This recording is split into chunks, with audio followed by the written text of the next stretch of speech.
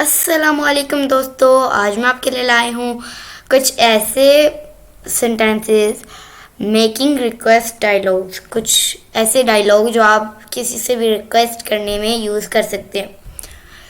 اگر آپ نے میرے چینل کو ابھی تک سبسکرائب نہیں کیا تو جلدی سے میرے چینل کو سبسکرائب کر کے بیل نوٹیفیکیشن کو آل پہ لگا دیجیے گا، تاکہ آپ کو میری ویڈیوز کی مزید نوٹیفیکیشن جلد سے جلد ملتی رہے۔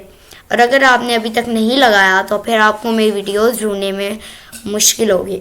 اگر آپ نے ابھی تک لگا دیا ہے تو پھر آپ کو فوراً میری ویڈیوز جلد سے جلد ملتی رہیں گی جب بھی میں ڈالوں گی۔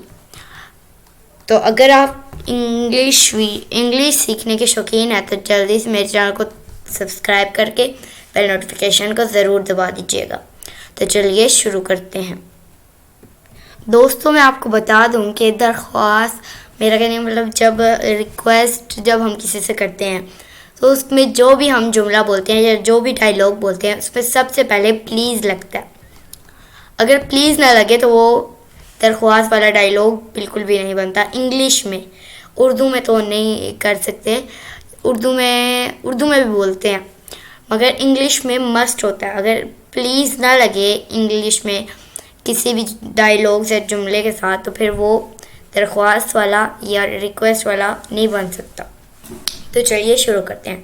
درخواست کرنا سیکھیں۔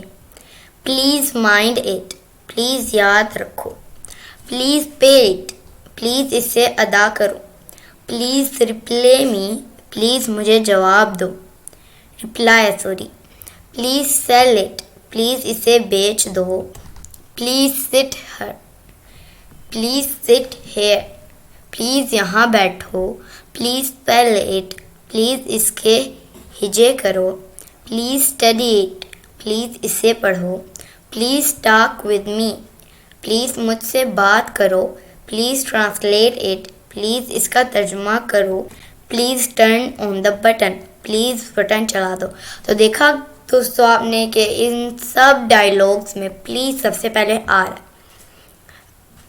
تو یہی جملے ہوتے ہیں، یہی ڈائلاگس ہوتے ہیں جنہیں ہم ریکویسٹ کے لیے استعمال کرتے ہیں۔ تو اگر آپ نے ابھی تک میرے چینل کو سبسکرائب نہیں کیا تو جلدی سے میرے چینل کو سبسکرائب کر کے اور بیل نوٹیفیکیشن کو آل پہ لگا دینا، تاکہ آپ کو میری ویڈیوز کی نوٹیفیکیشن جلد سے جلد ملتی رہے۔ ملتی ہوں نیکسٹ ویڈیو میں، تب تک کے لیے اللہ حافظ۔